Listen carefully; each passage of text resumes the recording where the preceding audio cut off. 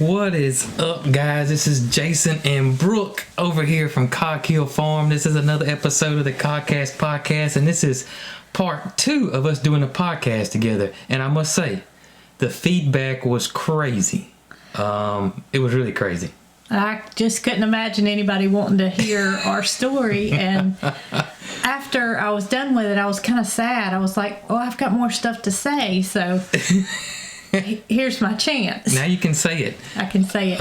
Yeah, I was floored. I think we got well over 6,000 views on the podcast for the first video. And we did not even, I haven't announced it really. Only thing I did was I mentioned it at the very end of the video at our end screen, so most people really aren't there. You know, people have already checked out of the video by then on our main channel. So just crazy that is that many people like the podcast. Yeah, it is crazy. It's crazy to me that we can get so much more information in a short amount of time, and That's right. It feels meaningful. That's right. I feel like I'm getting a story together rather than when we're walking around outside feeding animals. You know, I can't really do a whole lot of, I don't know, I guess I would say discussing details. Right. So I feel like we can dive into some subjects and answer some questions and, you know, more about us and everything this way. We're still working on our little podcast setup. I got some new mic stands. We got Marycarl. Well, I say we. I bought Marycarl a new mic, and got another mic stand coming. But Marycarl's mic did not come with a cord for whatever reason.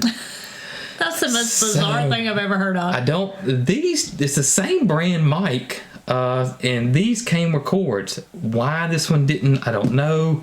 I like these mics. They're not Samsung like the one we're used to. It's called Samsung. The mic's great. They're very relatively inexpensive for, you know, a really nice mic.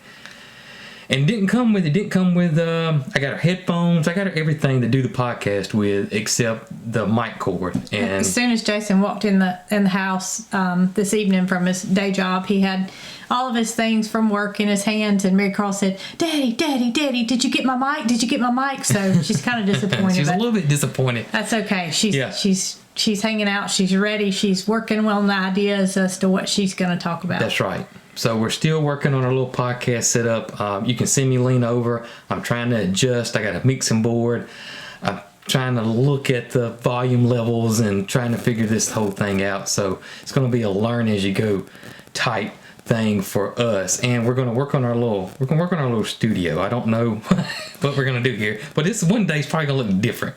Yeah, Jason told me this week what he wanted and what to be on the lookout for. So a couple of those things I think I found.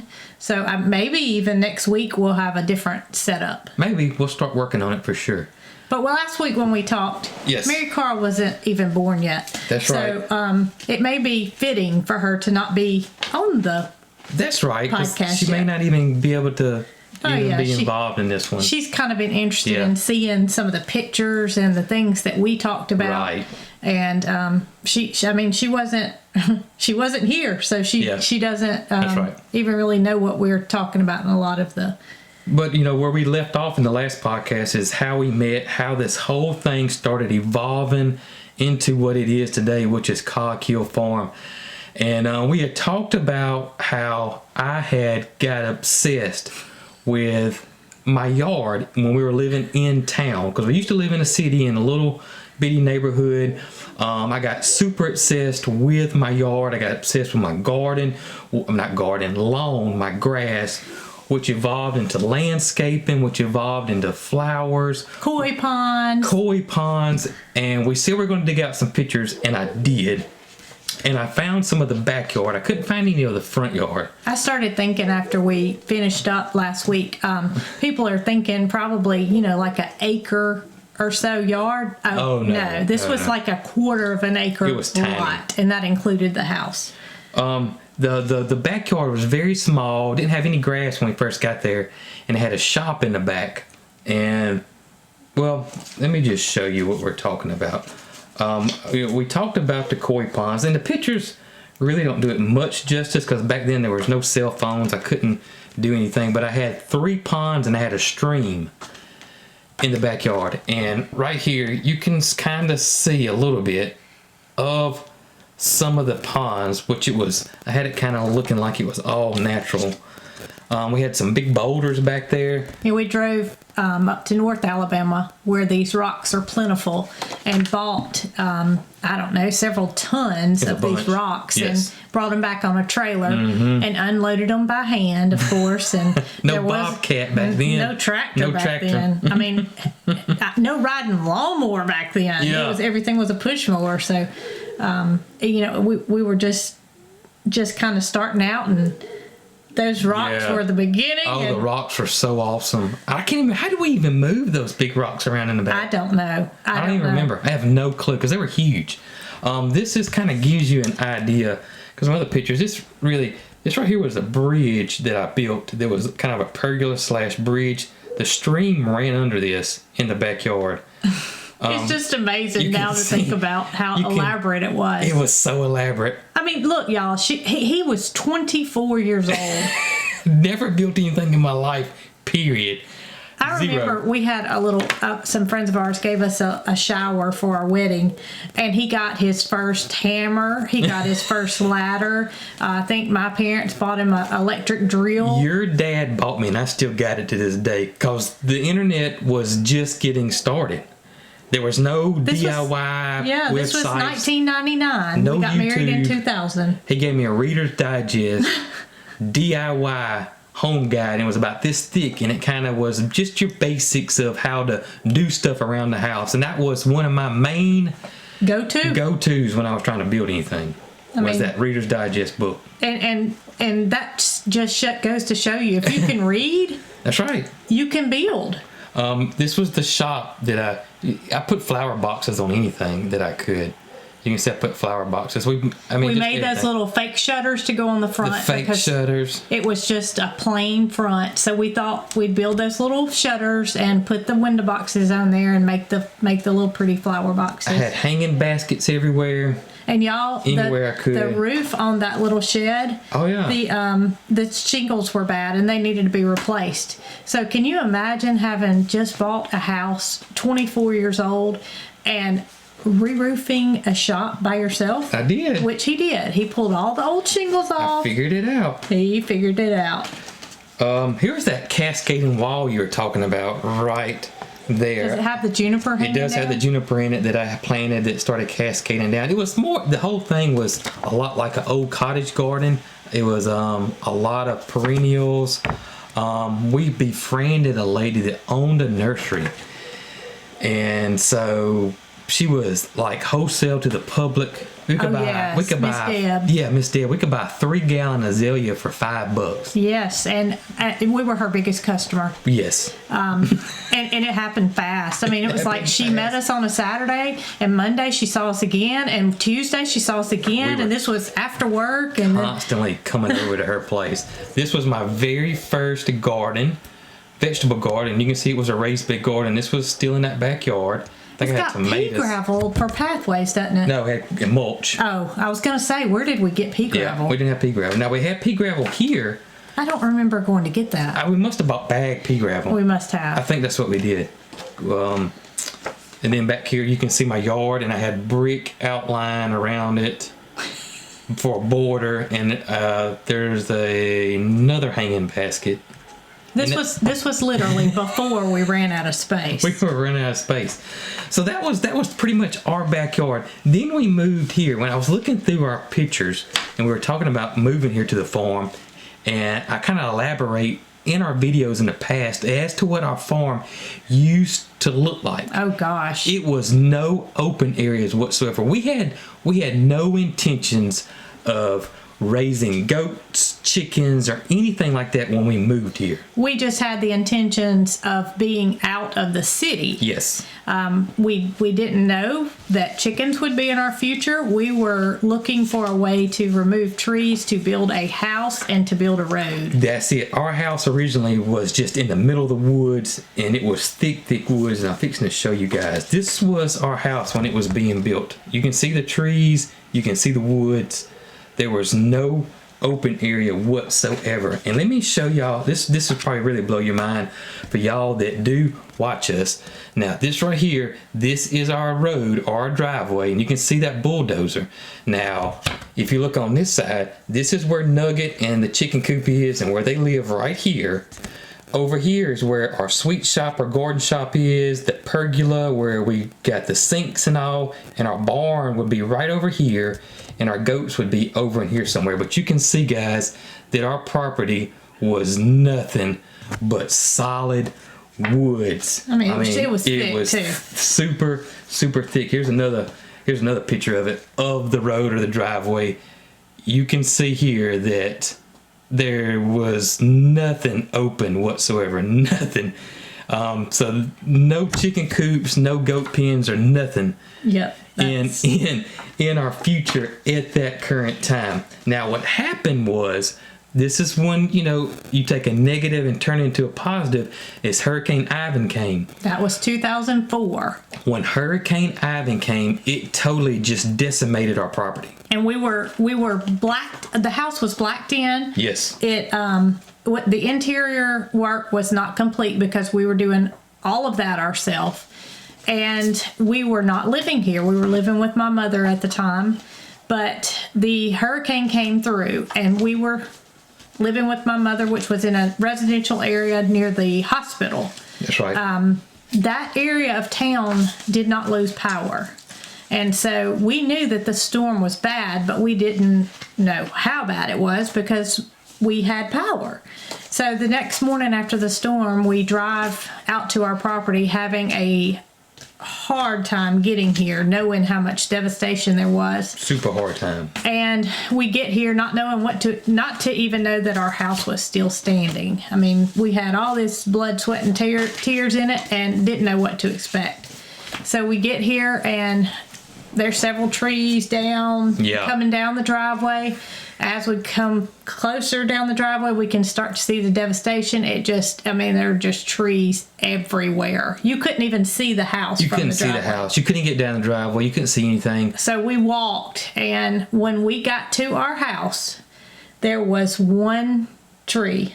The house looked like that there was an invisible hand around the house, because there was one tree that clipped the very tip of the roof and bent the tip of it, so it didn't mess anything up. It was almost like overhang. The eave, the overhang of the house, and it bent that metal. One was on the back deck. Yes. There was one on the side. There was like 4 or 5 trees, and they all just missed the house, and we're talking humongous trees. So the only damage to the house was that piece of metal that was bent over like that. Mm-hmm. And that's what opened this whole thing up.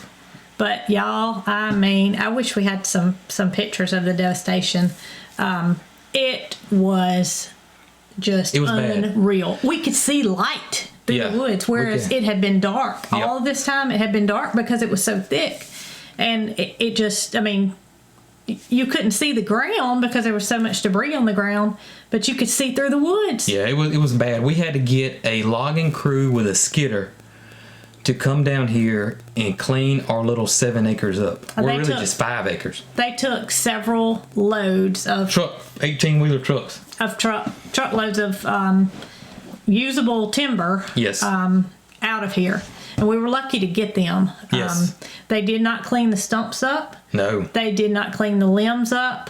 But we were so lucky to have them to get the big pieces of lumber out. We didn't have a tractor.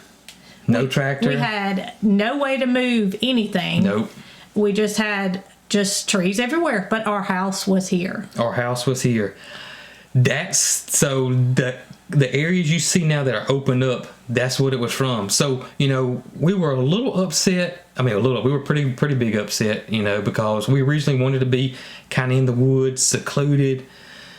And then that little bit kind of got taken away from us, to some degree. But then we were like, well, maybe we can plant a garden here. Well, I had the attitude that, oh my, we've just lost all these trees. And Jason would have the attitude that at least it didn't hit the house. Right. And then he might have the attitude is we're never going to get this cleaned up. And I might say, well, maybe we could have a garden here. Right. And it just turned into a positive thing, us feeding off each other. The negative was there, but I just feel like we just fed off of each other, and we started seeing that it could be cleaned up. It could have been a lot worse. We thought even times that maybe a tornado came through here. Yeah, I always think that's what it was a spin-up tornado. Because our property, it goes down, and it's a bottom, and that's where all the damage was in that bottom. And it was wet down there. Yeah. And people have asked several questions here lately. Did y'all buy that property, when it was wet? Well, now you know. We didn't. It was family land. It was family land. And then it opened up when the hurricane came through, and we just,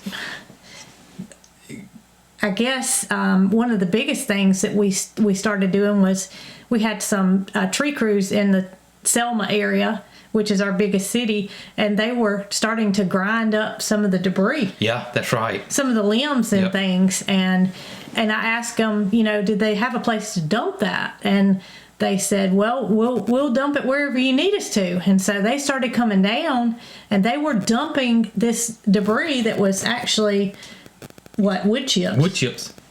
In these low-lying areas, and it was building it up. And we couldn't see it at the time. No, we couldn't see it at the time. And also what we didn't notice at the time that we did, I can look back now, is our property was 5 times way wetter than it is now. Oh, yeah. And so when the trees opened up and the sunlight could get in, and the sun could start drying some stuff up, and then the wood chips, it really, really, really started to dry it out. Because our property is basically like a combination of swamp and just underground springs everywhere. Right. I mean, we can dig, 2 foot and hit underground spring, and there's just water.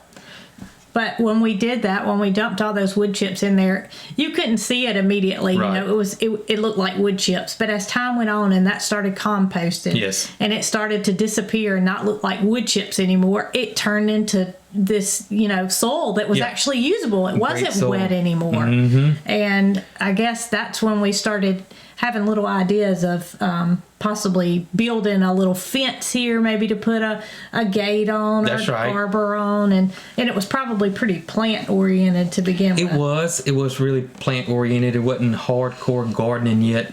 I think I started putting in the raised bed gardens because it was still a little wet, and the raised beds would bring it up off the ground too. And I was planting a lot of perennials and flowers in the raised beds. I think we had a bunch of irises in that we just finally took over. Well, the area where the raised bed garden was where the chicken coop is now. Right, where Nugget stays. And the biggest tree on our property was right there. Yes. And it was taken down during that storm. So, I mean, the root system is pretty much the size of that raised bed area, which is probably 30 by 30. It was huge. It was humongous. It was the biggest tree on the property, and it just about took up that entire chicken coop area. Yeah, it did. When the root system. Matter of fact, there's a picture, and I tried to find it, couldn't find it. It's where the roots are up, and we had a 4-wheeler back then, and I had a 4-wheeler parked in it, and I'm standing on top of the 4-wheeler with my hands up, and I'm still not near the top of the root system. It was just huge. I haven't even thought of these memories, but thinking about where that raised bed garden was and that tree just makes it all come together and realize how wooded and how... It was so wooded. And now, we got the grass planted and all that. And sometimes I think about how wooded it really, really was. And then, of course, we did the raised bed garden. Right. Then we got chickens next. Yeah. I don't know what made us decide. My great-grandmother, who lived to be 101, always had chickens. And I can remember as a child going to her house, which was a couple hours away, so we didn't go very often. But I just remember, her having chickens, but not ever thinking to myself, I wanted chickens. I'm not for sure why we got. And our first chickens were all Bantams. They were Bantams? We cared nothing about the eggs. Matter of fact, we were scared of the eggs because me and her both were petrified of chicken snakes or Yes. snakes in general. We were. And so we just knew, we didn't care. We'd go in there, we'd get the eggs, first thing. I don't even think we even ate them. Did we even eat them? Probably not. Because they were little bitty to start with because they were bantams. And we had frizzles. Yeah, but do you remember where we found these chickens? They were in, near... No, I mean how they were advertised. Oh, the bulletin board. The bulletin board. The bulletin board was a little black and white magazine that felt like newspaper print. And it came out, and it was in this central Alabama area, and it's called the Bulletin Board. And I still think it comes out today. Well, if it does, I need to get it because, I'm limited on Craigslist. This was pre-Craigslist. Craigslist. There was no pictures. No pictures. And it was just like the want ads in the back of the newspaper. I just can't imagine me picking up a bulletin board and looking for chickens. But it happened. It happened. It happened, and they were in Clanton near Camden. No, they were in Greenville. Okay, I thought we went through Camden to go get them. We were in a rural area. Yeah, I remember her saying that she didn't have internet. And I'm sure that we were not working off GPS. We were probably no GPS. We probably had the way to get there written down. I can just remember the dirt road we went down seemed like it was never going to end. So we get there, and I think the lady's name was Jennifer. I don't know why I think that, but I think her name was Jennifer, and I wish I knew how to contact her now. She had a nice setup. Her husband was a construction worker, I believe, and so she had all these little metal buildings, and it was so clean. All her chickens were covered. It was a good first experience. It was, and she was hardcore bantam breeder. And she had them all separated by breeds, which is what we would eventually like to do. Yes, and we bought some frizzles from her. We bought some Seabrights, some golden Seabrights. And we kind of just went off what she advised us to get for first chickens. What else? I remember the golden Seabrights, which I fell in love with because they were so friendly. I can just remember me saying, "How do you know all of this stuff?" And she was like, "Well, it's just what I love." And how can you know all this stuff? You remember she had a shed and it had her incubating room in it, and she had probably 5 or 6 incubators. Okay, so this was probably 2006 maybe? Yeah, I'm guessing 2006-ish. But in 2020, where we are today, this would still be cool. It still would be cool because it was a nice setup. It really was. I wish a million times I could remember. Maybe we ought to buy a bulletin board and look and see if we can find Jennifer. Maybe so, because Marycarl would just be, goodness. Gosh. But they were beautiful chickens. They were. And the little Seabright, it was a gold Seabright. It was a gold Seabright. And Jason had just started wearing glasses. And that chicken would sit on his shoulder. Do you remember that? Yeah, I remember it. And we had a chair in the little coop. We had a plastic chair. Mm-hmm. And we would go in there every day, and we would sit with the chickens, and we would talk to them and let them feed. And they were friendly. Very friendly. They were friendly, and I think it has a lot to do with the lady that they came from. She loved her birds, and they were well cared for. Very well cared for. And I won't forget, because we getting them back to the snakes. So we were so petrified of the snakes, okay? So you ought to have seen the coop that I built. And if y'all remember the little red house we had, that was our original chicken coop, and it had a little a run built off the side of it. And we used that run for several things throughout the whole thing. Ended up being kind of Marycarl's coop at one time, and then of course it washed away. And then we tore the red house down last year sometime. We made a video about all this. So I was so petrified that I used hardware cloth for everything because I did not want a snake to get. And we were just scared to death of chicken snake or snakes. Just we had no clue what we're doing. Yeah. We were scared of snakes, so I made this thing as snake proof as you possibly can. Period. Well, we had visited Brooke's great grandma, who's over 100 years old, and she specifically told us if you ever get a chicken snake, there's going to be 2 because it's always a pair. I was like, oh Lord, here we go. So, anyways, we were missing some eggs. That was number 1, and of course we were rookies. We didn't know. Maybe they just quit laying. Didn't know. So then one day I saw the snake. And of course, have a heart attack, freak out.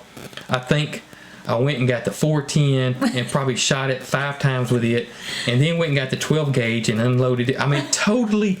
Now today we wouldn't do that, but then we were totally petrified. So I'm yelling at Brooke, whatever.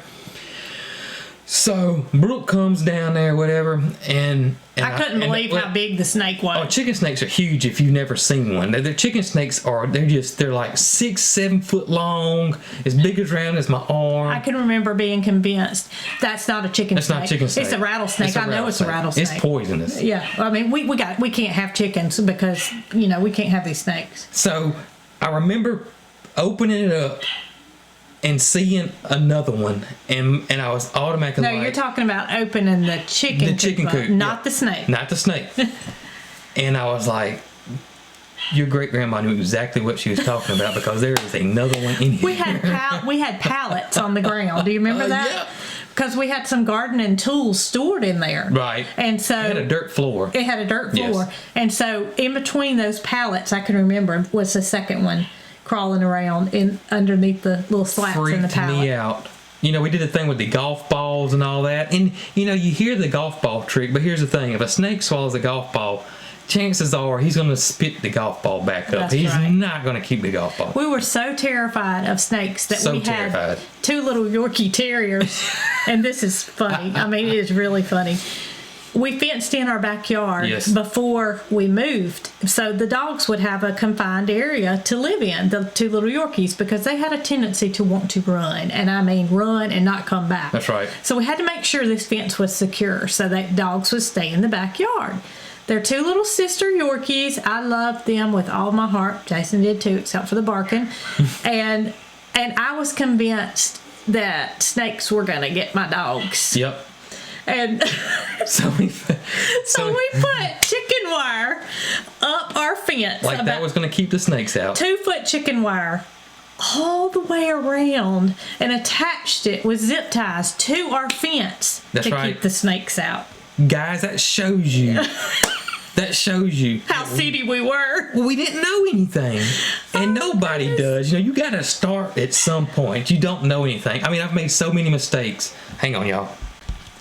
I have to reset my camera. That's one of the things we may have to fix later on. But we made. You didn't cut that snake part off, did you? No, we made so many mistakes. I remember when we first got goats. I put corner braces in like this in the corners of the goat pen. In the corners to keep the tension on the thing. Well, the goats just walked right up the corner braces and jumped out of the goat pen. I mean, I mean, we could go on at the mistakes we made. We bought so many mistakes. When we first got goats, we bought 2. Yes. And because goats don't need to be solitary. That's right. We bought 2, and they were what we thought were healthy goats, and we brought them home. Yep. And within a few days, one of them was not doing so well. Was not doing well at all. And y'all, it was the saddest situation. I mean, it was very sad. The goat didn't make it, but we ended up bringing the goat in the house. Yep. We had an electric blanket. Yep. I mean, it was so many obstacles that we have overcome to get to where we are today. That's right. And I mean, you can't give up. It would have been so easy to see those trees on the ground and say, I want to go back to the city. That's right.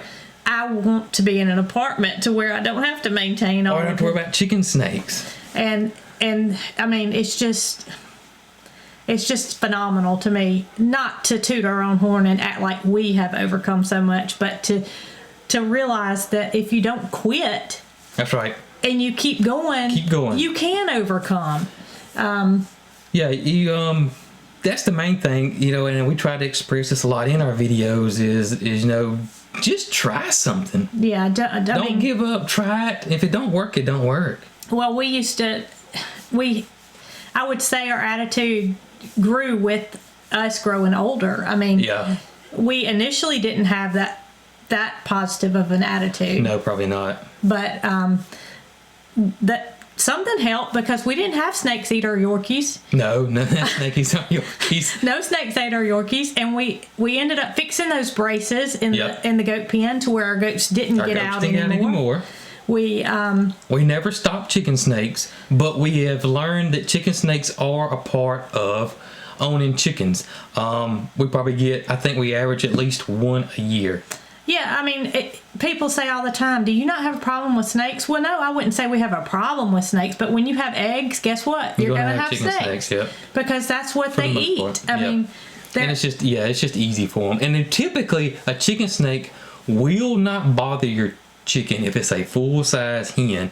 They'll let them be. Now, if it's a juvenile chicken, they may try it. Or if it's a smaller hen, like a bantam hen sitting on eggs, they'll try to get her out of the way too. So they can kill your chickens if they're small. But if they're full size, they're not going to mess with that chicken. And we have seen instances where our chickens, which are free range, will be running and we realize it has a snake in its mouth. And the other ones are trying to catch it because, that's what chickens do. That's what chickens do. Snakes, I've seen them suck a lizard up, down a frog, and they're just boom, gone. So I don't know if us having chickens helps to control the snakes. I'm almost positive chickens do help control snakes. Now, this kind of leads me into, we've had a lot of people say, well, one animal we need to get is guineas. Oh goodness, no, we don't. And that made me think about snakes, and because we've had guineas twice. Well, we have a big tick population here in central Alabama. Yep. And here at our farm, we have a lot of ticks. And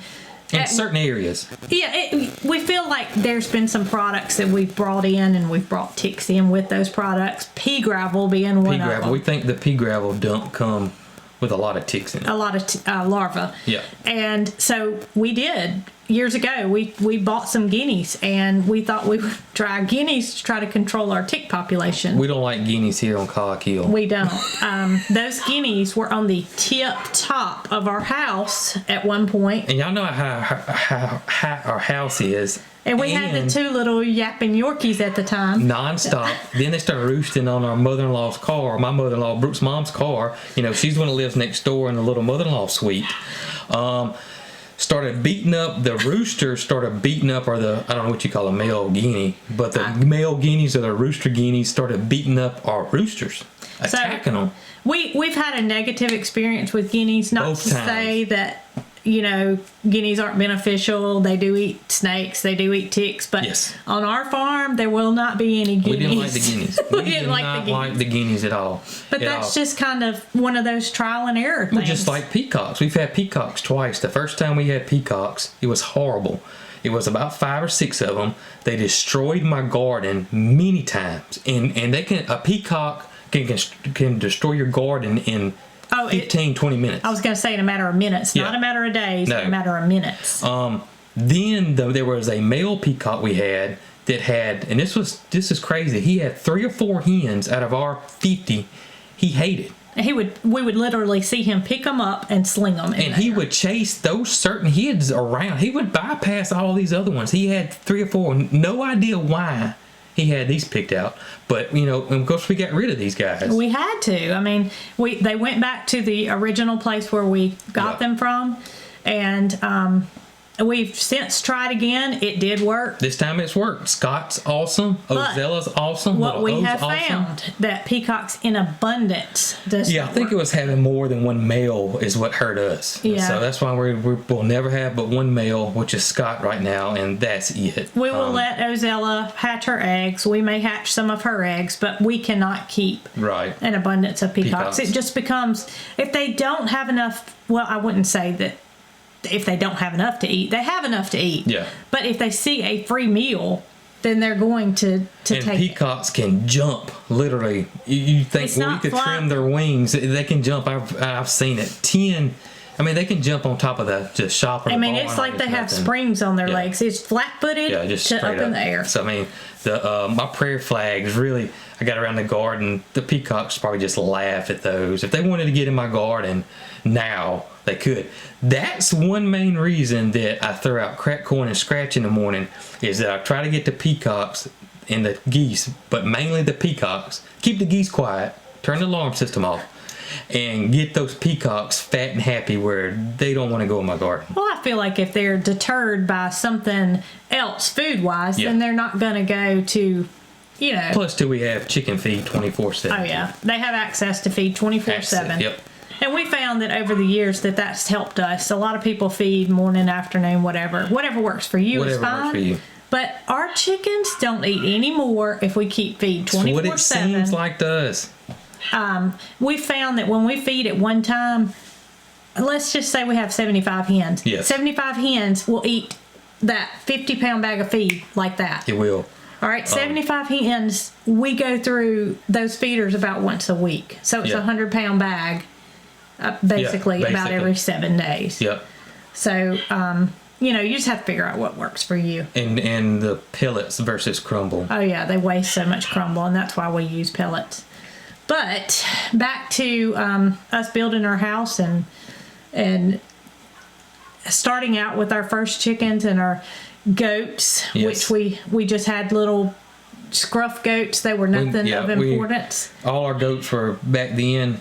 Well, this could be a story, a podcast of it. Well, I was going to say we'll leave this part for later. But I have to. If you're a OG, if you're an original hardcore Cog Hill fan, and you've listened to my cogcast podcast in the past, because I've been doing this for a couple years now. I have told the story about Earl, but I haven't told it with Mrs. Cog Hill. So that may be something we may talk next week. I think that's Earl, where we should pick our up. special goat. Before we go, there was a couple of questions that one was that I thought was pretty important. It was somebody that asked me. It said that they're having a lot of trouble with gapeworms. And they didn't know what to do. We've not had issues with gapeworms, but we know about them. We know what they are.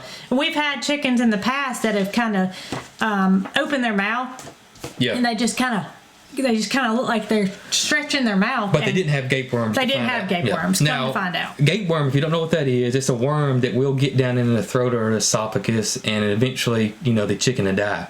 They come from them eating slugs and snails, or maybe it's slugs and it's one of those. It may be slugs and snails. That's where the parasite lives, and that's how they get them. So if you have a bad population of slugs and snails, there's a chance you could get gapeworms. So that's one that's one area that you could look into, is maybe trying to eliminate that. And I'm not for sure how you eliminate slugs and snails, but maybe research that. That would be step number one. Number two is I would worm them. And I know there's people out there saying, no, you don't. If it was my chicken, I'm worming them. I would Google and see what wormer kills gapeworm. I'm assuming ivermectin probably does, but research that. I'm valbazen probably would, but again, research that on yourself. And just remember, if you worm your chickens, read about egg withdrawal, because you don't want to eat the eggs that have the wormer in it. And if you do worm your chickens, now would be a good time to do that. Yeah. Because you're not getting as many eggs now anyway, so you won't feel like you're throwing away as much as what you... Right. Or you could cook them and give them back to the chickens. Yeah, you could do that too. But that's what I would do. I would try to somehow control my slug population, and I would worm my chickens. And that's the only thing that I can think of that would work. There's not going to be any type of natural. Well, once they get that parasite, I don't feel like there's anything that you can do besides use a chemical product. That's just been our experience. The only time that natural, organic, all that stuff is a preventative. It's not a cure. It's not going to. Once you see the actual parasite, then you know that you have an infestation. If you got an infestation, to me, that's a time to treat. You're going to have to treat. So that's what we would do. Another question was about eggs. I've gotten a lot of people say, hey, my chicken's not laying eggs anymore. I see your chickens laying eggs. We got a lot of chickens. So yeah, we do. We should be getting 50 eggs a day, and we're getting somewhere in between 12 to 24. Yeah. It's just that time of year, guys. Chickens are on a cycle, and it all depends on one major thing more than anything, and that is that big star in the sky, the sun. Believe it or not, your chickens need a lot of sunlight to lay eggs. Now, there's people say that you can leave a light on, blah, blah, blah.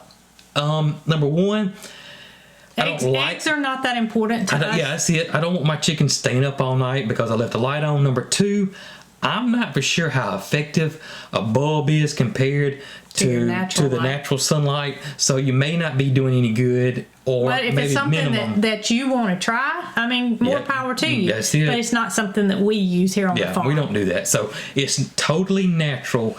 as the year goes on, your chicken's going to lay less and less eggs because your days are getting shorter throughout the year. And then come spring, they're going to pop back up again. And then as your days start getting a little bit longer, you're going to start peaking out. And then once it peaks out, again, it's going to start tinkering back off throughout the year. And that's just nature, and that's just what chickens do. So there's nothing wrong with your eggs. I mean, nothing wrong with your chickens. Nothing wrong with your eggs either. Nothing wrong with your eggs either. I was just trying to think of some recurring questions that come up all the time. The one that comes up, I guess, a lot is do I have another job besides this farm? And I do have another job. What is my other job? I'm in the automotive field. And I stay home and homeschool Marycarl, as well as take care of the farm during the week. And then thankful for the weekend when when Jason comes in and kind of takes over and gives me a break. But, you know, we all work together. And I think even though he works a full-time job, he still helps. He does things that need to be done, and we make time to make it all work. That's right. Sure, we're lacking for time. Everybody's lacking for time this day. Yes. I mean, it's just, it's few and far between, but we make it work. We make it work. And our YouTube videos are all recorded on the weekend for the most part. So our weekends are extremely precious to us because we got to get videos done and recorded and our weekend time. That's right. And I'm 0% tech savvy.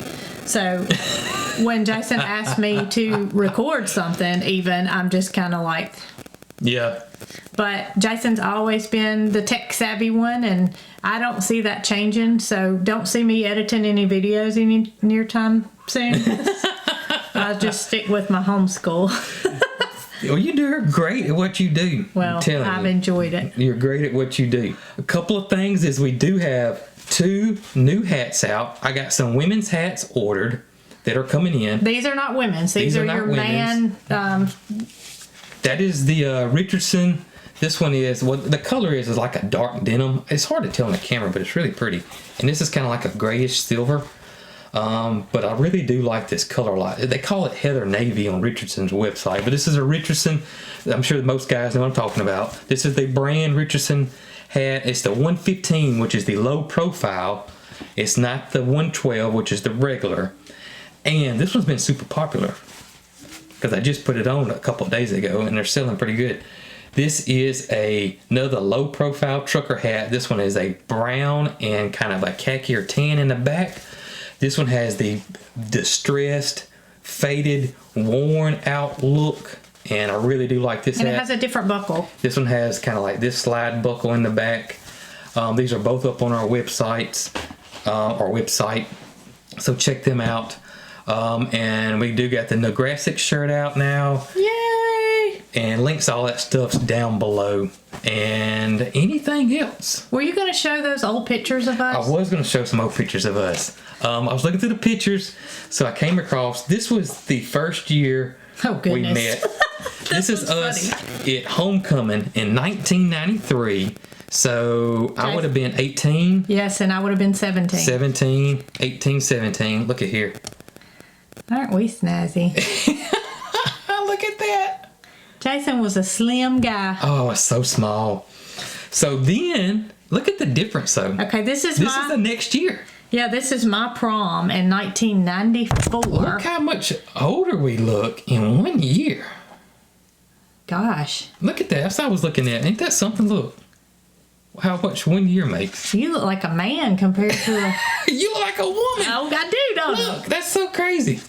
And then I ran across this one. I don't know why this one, because I guess we're both cheesing like we normally do. But I don't know when this one was taken. We were in our early 20s. Probably early 20s.